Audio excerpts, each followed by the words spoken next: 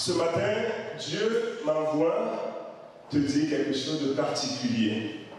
Et je l'ai intitulé « Ton étoile brillera encore et encore ». Alléluia. Ton étoile brillera encore et encore. Alléluia.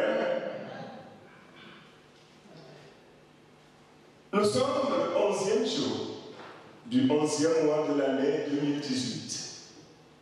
Et dans quelques semaines, l'année 2018 va passer et nous allons rentrer dans l'année 2019. Amen. Mon souhait, c'est que tu rentres dans l'année 2019 et que tes bénédictions se multiplient. Amen. Alléluia. Amen. Le vendredi dernier, nous étions ici et Dieu nous disait quelque chose. Le peuple d'Israël était allé en combat, en guerre.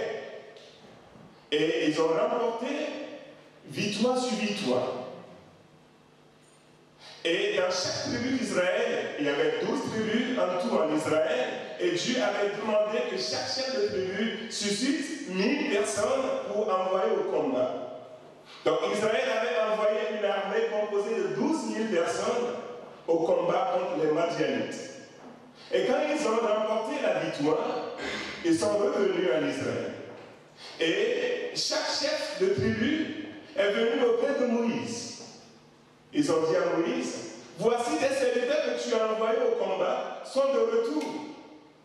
Mais nous voulons te rassurer que quand nous avons fait le compte, personne ne manquait à la paix. Amen. Alléluia. Amen. Nous étions partis avec 12 000 personnes, nous sommes revenus avec 12 000 personnes. Amen. Alléluia. Amen. Tu rentreras en 2019. Amen. Dans ta famille, personne ne manquera à la paix. Amen. Alléluia.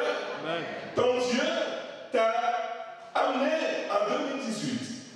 Le premier jour, nous étions ici. Et Dieu nous disait que cette année sera une année d'excellence. Dieu a promis nous amener en haute mer. Il a promis faire de grandes choses dans ta vie. Et je vous assure que Dieu a tenu parole. Alléluia. Dans quelques semaines, nous allons changer d'année. Mais Dieu veut te rassurer ce matin que personne dans la famille ne manquera à la paix. Alléluia. David dira, je ne mourrai pas, je vivrai et je raconterai les merveilles de mon Dieu. Alléluia. Tu ne mourras pas, mais tu vivras. Et le but, c'est de proclamer les hauts faits de l'Éternel des armées. Alléluia. Et ce matin, Dieu m'envoie te dire que ton étoile brillera encore et encore. Dans l'évangile de Matthieu, le chapitre 2, le verset 2, dans la deuxième partie de ce verset, les mages qui sont partis de l'Orient, parce qu'ils ont vu quelque chose. Ils ont dit, car nous avons vu son étoile à l'Orient, et nous sommes venus pour l'adorer. Alléluia. Nous avons vu son étoile à l'Orient, et nous sommes venus pour l'adorer. Amen. Amen. Mon frère, ma soeur, je le dis, je le répète, ton étoile brillera encore et encore. Alléluia. Vous savez quoi? Jésus était né à Bethléem en Judée. Les mages étaient en Orient. Tout se passait en Afrique du Nord et un peu au-delà. Amen. Entre Bethléem et l'Orient, il y avait 1500 kilomètres. Amen. Ces mages, ce sont des astrologues. C'est des gens qui maîtrisent les étoiles. C'est des gens qui connaissent les étoiles par leur nom. Ils maîtrisent les étoiles sur le bout des doigts. Ils sont habitués aux astres. Ils sont habitués à voir des quantités incomptables d'étoiles. Mais le jour-là, alléluia, à des milliers de kilomètres, Ils ont vu une étoile qui était particulière. Amen. Alléluia. Ils ont vu une étoile qui n'était pas comme cette. Donc, ils ont l'habitude de regarder. Nous avons vu son étoile à l'Orient et nous sommes venus pour l'adorer. Alléluia. Nous avons vu son étoile à l'Orient. 1500 km. Et le jour-là, quand ils ont levé la tête, je ne sais pas s'ils avaient des loups, quand ils ont levé la tête, ils ont vu une étoile. Ils se sont dit, celle-là, elle est particulière. C'est sûr que quelque part dans le monde, il s'est produit un événement spécial. C'est sûr que quelque part dans le monde, un roi est né, quelqu'un de particulier est né. Amen. Et ils ont apprêté leurs affaires. Ils se sont mis en route.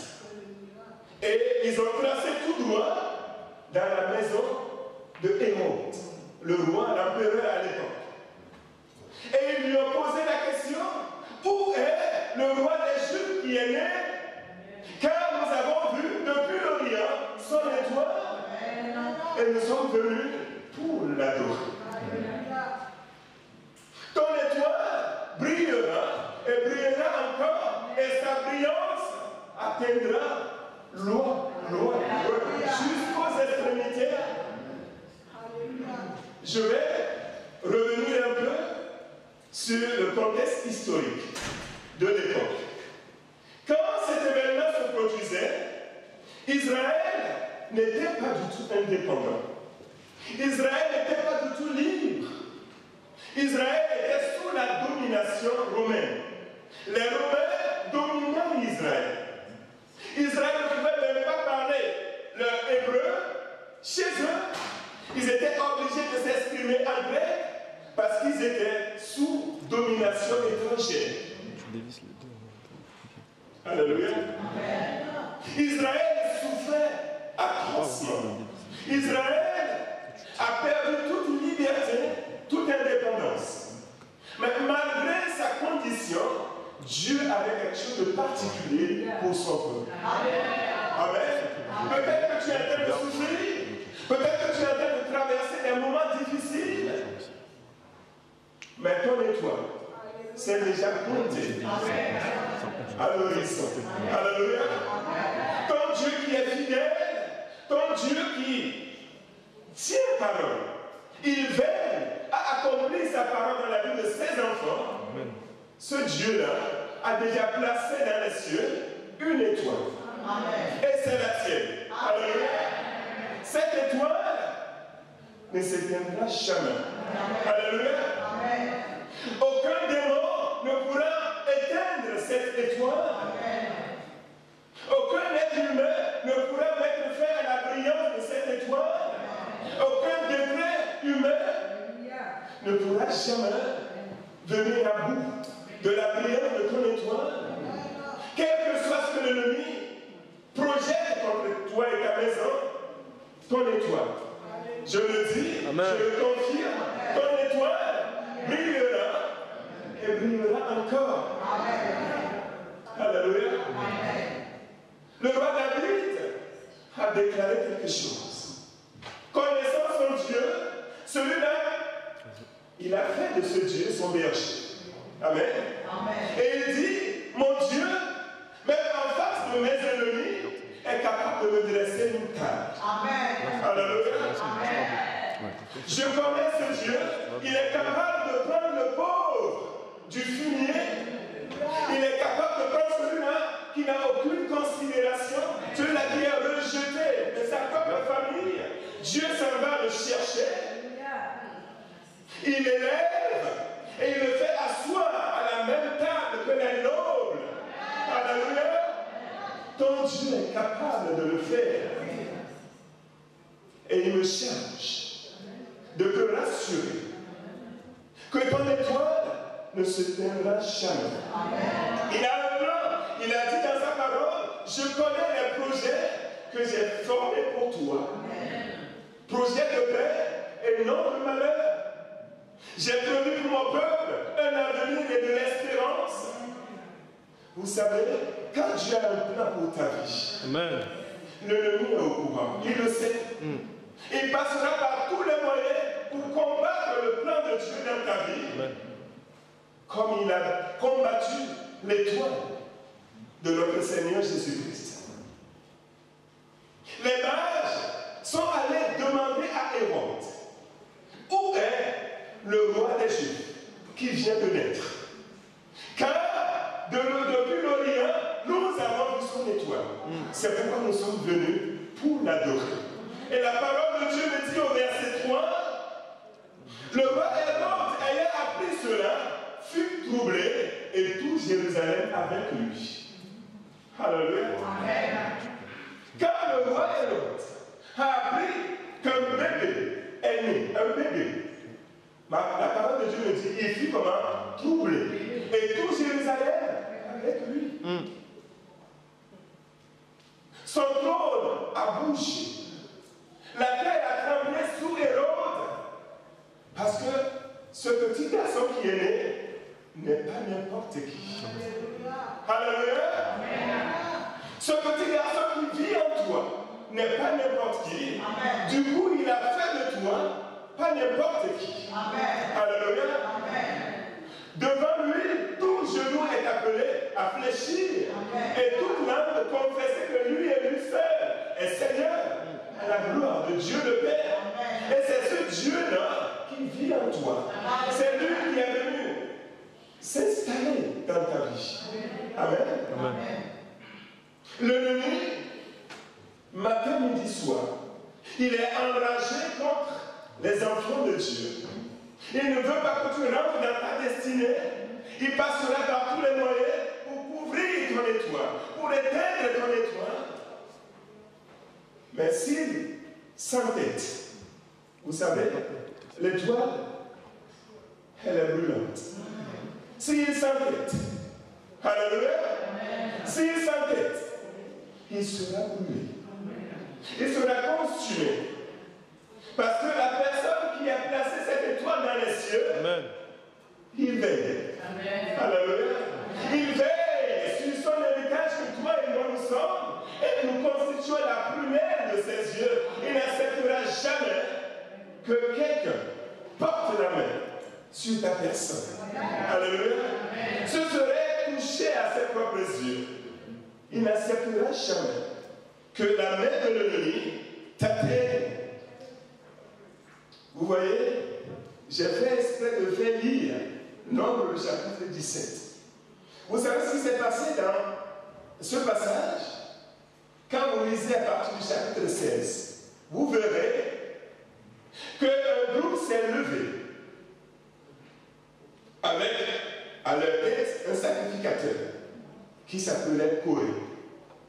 Il a réussi à convaincre des principaux chefs de clan en Israël. Il a réussi à regrouper 250 personnes et ils se sont mis en rébellion contre le souverain sacrificateur Aaron. Parce que cela ne leur suffisait pas d'être sacrificateur, ils veulent en plus de ça le sacerdoce. Ils se sont levés contre l'homme de Dieu Aaron. Quand Moïse a appris cela, Moïse les a convoqués. Mais dans leur rébellion, ils ont répondu à Moïse. Pas aujourd'hui, pas demain. Nous ne répondrons pas à ta convocation. Et l'Esprit de Dieu, son cœur a fait un quart de tour. L'onction de Dieu sur Moïse a fait que Moïse s'est dit, pour qui il se prenne? Et Moïse a demandé. Demandez à chaque tribu en Israël de ramener un bâton. Amen. J'aurai en tout 12 bâtons, et ces 12 bâtons, je les déposerai devant l'arche de l'Alliance, dans le lieu très saint, dans le temple, où les souverains sacrificateurs font des sacrifices devant l'Éternel. Et la Bible dit que la verge d'Aaron était au milieu des lèvres, cachée au milieu des 12. Et ces verges, ces bâtons étaient déposés devant l'Éternel des armées. Et Moïse a dit, vous verrez, parmi ces 12 verges, celle-là qui fleurira, demain matin, nous saurons que c'est celui-là que l'Éternel a choisi. Amen. C'est celui-là qui est l'homme d'après le cœur de l'Éternel. Alléluia. Amen. On parle d'un bateau. On parle d'une canne. Et la Bible me dit que le lendemain, sur les 12, il y a une verge qui a fleuri. Amen. Non seulement cette verge a fleuri, mais il a porté aussi des fruits. Je ne sais pas si vous avez bien suivi la lecture. Amen. Alléluia. Et cette verge, c'est la tienne, bien-aimé. Peut-être que tu n'es pas considéré dans ta famille. Ceux-là qui sont tes enseignants aujourd'hui, ils ne maîtrisent rien de ta destinée. Amen.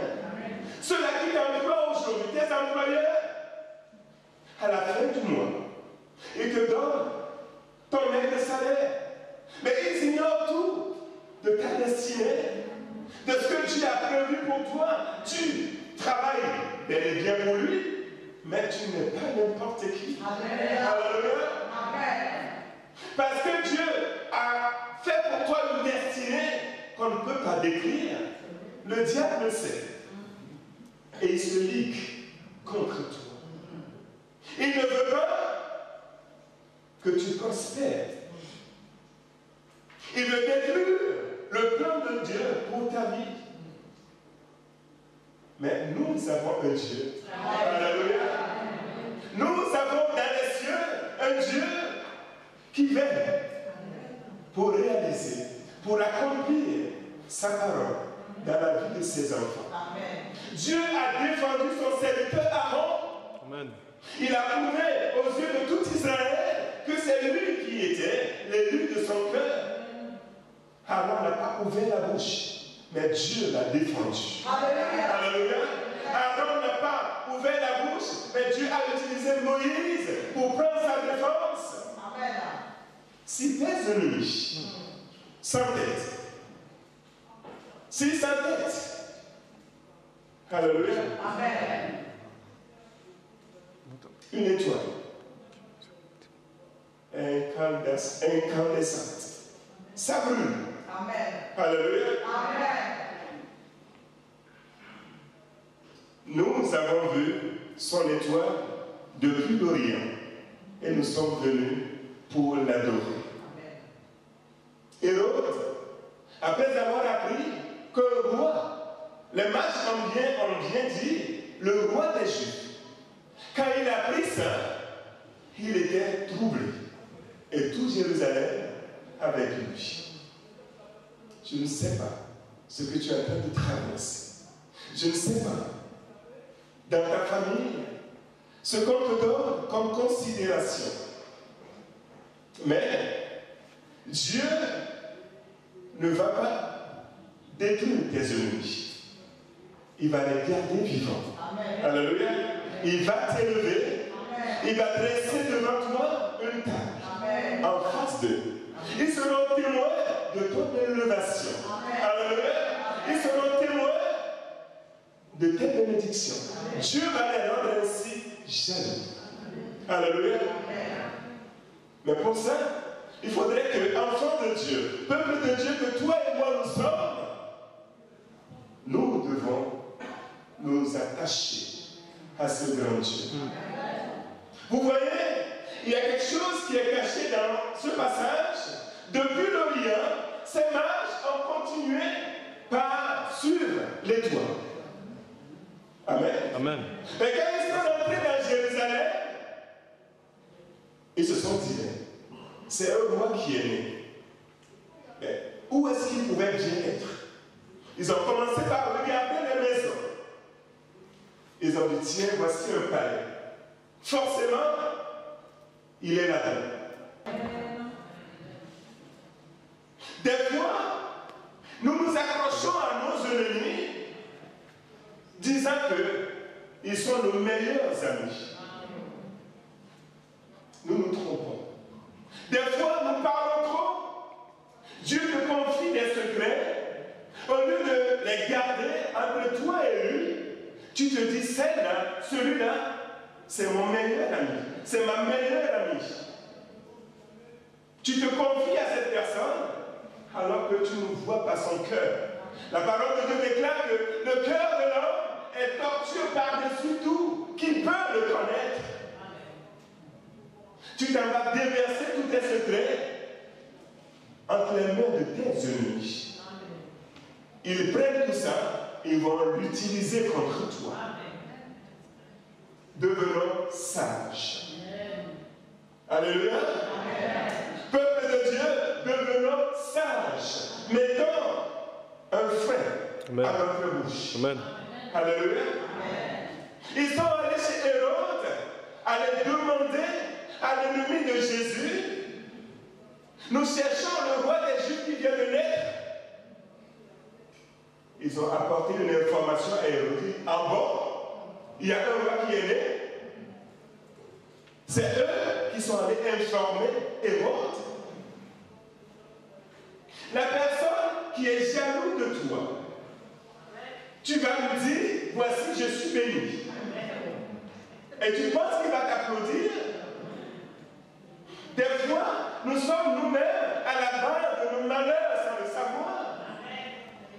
Nous devons mettre un mort à notre bouche, à notre langue, pour préserver les bénédictions de notre Dieu dans notre vie. Amen. Alléluia. Des fois, nous traversons certaines situations, nous nous posons des questions. On ne sait pas d'où ça pouvait venir. Quand tu lis Matthieu chapitre 10, le verset 36, la parole de Dieu déclare que l'homme aura pour ennemi des gens de sa propre maison. Des fois, ton ennemi est assis à côté de toi. Des fois, tu mets ta main dans le même plat que lui. Dans cette maison, nous ne te dirons jamais que ta maman en veut à ta vie. Nous ne te dirons jamais que c'est ton père qui est là-bas de tes malheurs. Jamais. Car la parole de Dieu déclare que nous n'avons pas à lutter contre la chair et le sang, mais contre les dominations, contre les principautés, contre les esprits impurs et méchants dans les lieux célestes. C'est pourquoi Dieu nous invite à nous armer de toutes les armes spirituelles afin de pouvoir combattre. Ton ennemi, ce n'est pas ton père. Ton ennemi, ce n'est pas ta mère. Ton ennemi, ce n'est pas ton grand-père. Vous savez, quand nous vieillissons, notre corps change beaucoup. À un moment donné, tu vas voir des rides un peu partout, les yeux bizarres. Quand tu vois ta grand-mère dans cet état, tu te dis, ah, la sorcière. Non! C'est la même personne que tu as connue petit. Elle a vieilli. C'est tout. Si elle voulait te manger, quand tu étais debout dans le ventre de ta maman, elle allait déjà te manger. Elle n'allait pas te laisser en vie, dépenser pour ton éducation. Et c'est quand tu es grand maintenant, il a fait, il a beaucoup dépensé, maintenant il va t'avaler. Elle va t'avaler, non. Pour pleurer. Peuple de Dieu, devenons des enfants de Dieu intelligents et sages. Nous avons vu son étoile à l'Orient et nous sommes venus pour l'adorer. Ne va pas chez Hérode. Amen. Amen. Tu n'as rien à aller chercher chez Hérode. Tu y es allé juste parce que tu marchais par la vue, au lieu de marcher par la foi. Amen.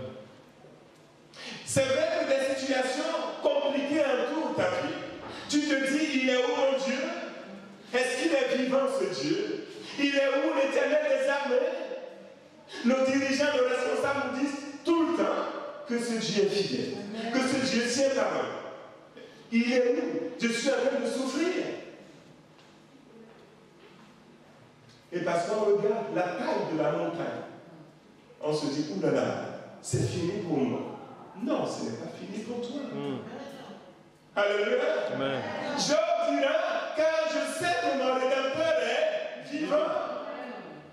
Et c'est lui qui aura le dernier mot. Alléluia. Ton Dieu est vivant et c'est lui qui aura l'ennemi peut s'acharner comme il veut contre toi. Mais je t'invite à t'accrocher à ton Dieu. Amen. Alléluia. Ce Dieu-là qui est fidèle, je t'invite à t'accrocher à lui. Dans le psaume 3, David dira que mes ennemis sont nombreux. Je vais vous lire les paroles de David. Ô Éternel, que mes ennemis sont nombreux, quelle multitude se lève contre moi. Combien qui disent à mon sujet, plus de salut pour lui auprès de Dieu. Mais toi, ô Éternel, tu es mon bouclier. Alléluia. Amen. Tu es ma gloire et tu relèves ma tête. Alléluia. Je ne crains pas les myriades de peuples qui m'assiègent de toutes parts. Lève-toi, Éternel, sauve-moi, mon Dieu. Et il dira quelque chose de très très important. Car tu frappes à la joue tous mes ennemis, tu brises les dents des méchants. Alléluia.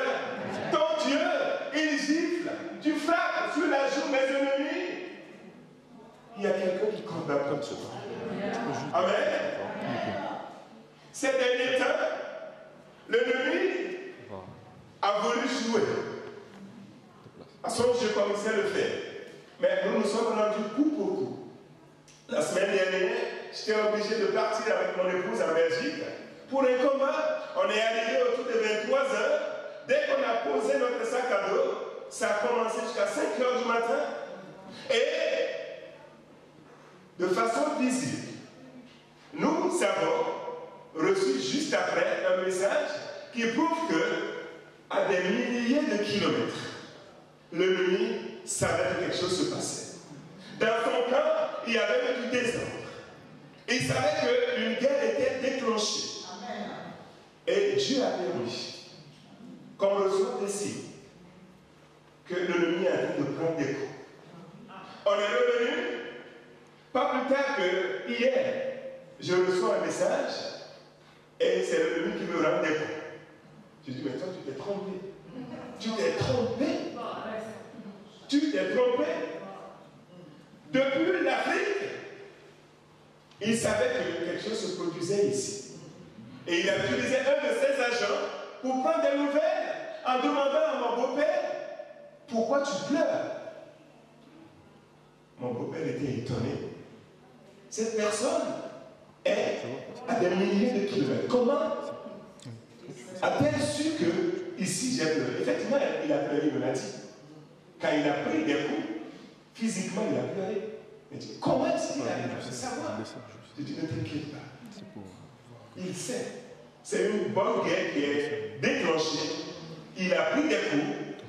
Il a rendu les quelques heures des coups. Mais il n'a pas gagné la bataille. Alléluia. Et je sais que dans ta famille, dans ta vie, des coups pleuvent aussi. Mais nous avons quelqu'un, son nom est l'Éternel des armées. C'est lui qui combat pour son peuple. Alléluia. Et comme vous avez écouté le pasteur divin la dernière fois, je ne sais pas si vous avez compris. Amen. Il a dit, après la prière, il ne savait plus où est-ce qu'il était. Ça qui était plongé spirituellement dans le noir, il était tombé. Ce n'est rien de spirituel. Il t'a dit, il est tombé. Ce sont des attaques. Ce sont des attaques. Et les hommes de Dieu, les servants de Dieu, c'est pas ce qui manque dans leur vie.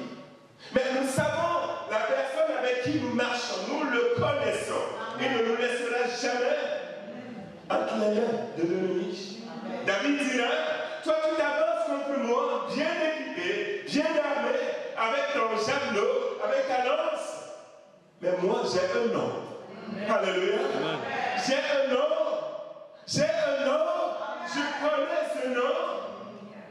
Et c'est au nom de l'Éternel des armées que je m'avance contre toi. Bien-aimé, ta maison est attaquée. Ta vie spirituelle est attaquée. L'avenir de tes enfants est attaqué. L'étoile au-dessus de leur vie est attaquée. Mais la victoire appartient à l'Éternel des armées. Il passe par tous les moyens pour te ramener en arrière, pour te rabaisser. Mais la victoire est à toi. Amen. Amen. Amen. Vous voyez, Israël était sous l'emprise de la domination romaine. Et à cause de ces souffrances, Israël ne pouvait pas voir le roi qui est né. Depuis l'Orient, les mages ont vu son étoile. Mais Israël est né, Jésus est né sous les yeux d'Israël. Et Israël, à cause de ses souffrances, n'a pas reconnu son roi. Peut-être que tes souffrances, tes difficultés t'empêchent de voir la gloire de Dieu dans ta vie. Peut-être que les difficultés que tu traverses font que aujourd'hui tu as perdu de vue la promesse que Dieu t'a faite.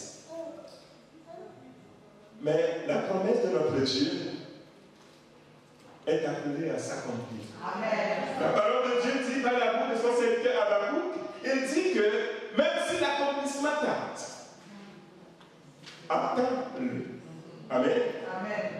Car il y a un terme qui est fixé à l'accomplissement de la prophétie. Elle s'accomplira inévitablement, certainement dans ta vie. Aujourd'hui, le diable a chassé certains hommes de leur maison, de leur foyer, et les sœurs souffrent. Le diable a mis du désordre au sein des couples. Il croit que, après avoir fait ça, il pourra enterrer ta foi. Aujourd'hui, il a frappé certaines sœurs de stérilité, il a frappé certaines personnes d'une certaine maladie, croyant qu'en faisant ça, il allait pouvoir enterrer ta foi. Mais il s'est trompé. C'est mal connaître notre Dieu. Tout à l'heure, toi et moi, nous allons nous lever pour prier. Alléluia. Une prière de combat. Nous allons dire à l'ennemi de quoi notre Dieu est capable. Alléluia. Nous allons lui montrer qui est derrière nous, qui est notre appui, qui est notre soutien, qui est notre haute retraite. Dans ce combat, et il ne pourra pas tenir. Alléluia. Parce que l'ennemi nous a aveuglés, nous ne voyons pas les miracles s'éclater dans notre vie. Bien-aimés, ne négligeons pas nos faibles commencements. Aujourd'hui, tu te dis, tu te négliges. Aujourd'hui, tu te méprises toi-même. Tu te vois comme des sauterelles. Parce qu'en face de toi, tu as des géants. En face de toi, tu as des montagnes. Et tu te vois tout petit. Tu te minimises. Non. Alléluia. Amen. Dieu ne t'a pas donné un tel esprit. La personne qui est en toi, Dieu qui vit en toi, il ne faut pas le réduire à cette taille. C'est un vaillant guerrier qui habite ta personne. Et tu dois te lever dans toute sa force pour prouver à l'ennemi que la personne qui est en toi, il ne lui arrive même pas à la cheville. Alléluia. Nous allons prier tout à l'heure. Ne t'inquiète pas, parce que celui-là qui combat à tes côtés, son nom est l'Éternel des armées. Alléluia. Grand Dieu, tout-puissant, merveilleux,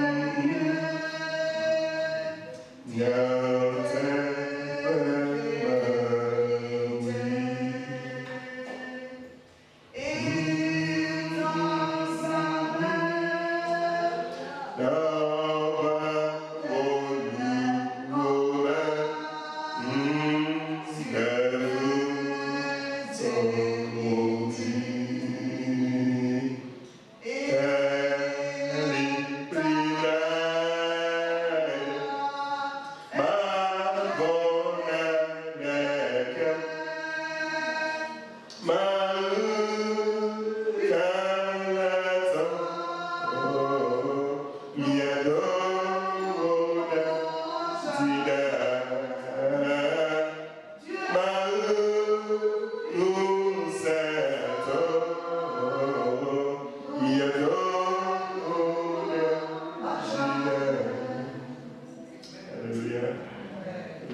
bénisse mon nom.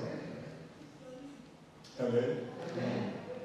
Quand les mages avaient les yeux rivés sur l'étoile, le voyage se passait très très bien. Mais du moment où ils ont enlevé leurs yeux au-dessus de l'étoile, ils l'ont posé sur la maison, le palais d'Hérode, l'étoile a disparu. Bien-aimés, ayant les yeux fixés Amen. Sur celui-là qui est l'auteur et le consommateur de la foi que nous possédons. Alléluia. Et ne marchons pas par la vue, mais avec les yeux spirituels, regardons à Jésus, celui-là qui mène nos combats.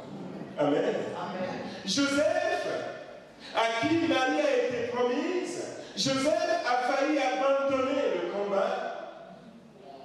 Il projetait discrètement se retirer de l'alliance avec Marie. En faisant cela, il passait à côté de cette grande bénédiction. Imaginez le roi des rois t'appeler papa. N'est-ce pas une grande bénédiction? Mais il a failli passer à côté de cette bénédiction. Amen. Ruth, dans la parole de Dieu, cette pauvre dame qui allait chercher fortune sur une terre étrangère, à la fin, il était complètement démuni. Elle n'avait absolument rien. La seule chose qui lui était restée, c'était Ruth. Alléluia. Sa belle-fille. Elle ne savait jamais que dans cette jeune fille se cachait un trésor. Amen. Alléluia. Amen. Elle ne savait pas que de cette Ruth naîtra le grand-père de David. Alléluia. Amen. Aujourd'hui, les souffrances, les difficultés t'ont aveuglé. Tu ne vois pas la gloire de l'Éternel. Tu ne vois pas l'accomplissement de sa promesse dans ta vie. Les souffrances ont fait que Ruth a perdu de vue la toute-puissance de son Dieu. Mais il y avait un lutte à ses côtés. Amen. Amen. Amen. Le jeune Moïse a passé de bonnes années dans le palais de Pharaon. Et pendant qu'il était là dans son jeune âge, Dieu ne l'a pas choisi, Dieu ne l'a pas appelé. Il était au palais, il était dans l'abondance, il avait tout. Mais c'est comme si Dieu ne le voyait pas. Mais il a fallu que Moïse se retrouve dans la brousse, loin du palais, pour que la main de l'Éternel aille le saisir de là. Et faire de lui le leader en Israël. Quand il était en difficulté, quand il avait peur pour sa vie, il s'est éloigné dans la brousse parce qu'il craignait pour sa vie. Il était en difficulté, il était en souffrance. Et c'est en ce moment que Dieu a choisi pour aller le rencontrer. Alléluia. Et dans la vie de David, nous avons la même chose. Quand il a fallu choisir le roi pour Israël, ce sont les enfants qui sont habitués à la maison. Ceux-là qui étaient tout le temps à la maison. Les yeux de leur papa Isaïe se sont posés que sur ceux-là. Alléluia. Amen. Le pauvre David, il était où? Avec les animaux dans la brousse. Oublié de tous. Négligé. Abandonné. Mais Dieu, qui lit le cœur, Dieu qui connaît les dispositions à l'intérieur de l'être humain, a promené son regard. Il a dit au prophète Samuel, il est costaud, il est grand de taille, il est beau de figure, mais ce n'est pas lui. Alléluia. Isaïe a fait passer tous ses enfants. Il a dit au prophète, c'est bon, c'est fini, ce n'est pas de ma famille. Dieu dit ici, c'est de ta famille. Tu es sûr que tu vas présenter tous tes enfants? Il a fallu quelques secondes avant qu'il se rappela qu'il avait un petit garçon qui était dans la bourse, de la part d'un papa. Faites-le venir. Alléluia. Le petit David est arrivé et tout de suite l'Éternel dit à son serviteur Samuel, c'est lui. Tu peux aller maintenant, vas-y. Il a pris sa fiole d'huile, il a un comme roi. Alléluia. Que tes difficultés, que tes souffrances ne te privent pas de la gloire de ton Dieu. Tu sais un Dieu qui est fidèle, un Dieu qui veille pour accomplir sa parole dans la vie de ses enfants. Je sais que l'ennemi a des trousses. Je sais que le diable cherche à tout mélanger dans ta famille, dans ta vie. Il cherche à anéantir l'accomplissement de la promesse de l'Éternel dans ta vie. Mais il s'est trompé de combat. C'est une grave erreur que le diable a fait en s'en prenant à ta vie, à la mienne. Est-ce que quelqu'un veut se lever maintenant avec nous? Nous allons prier.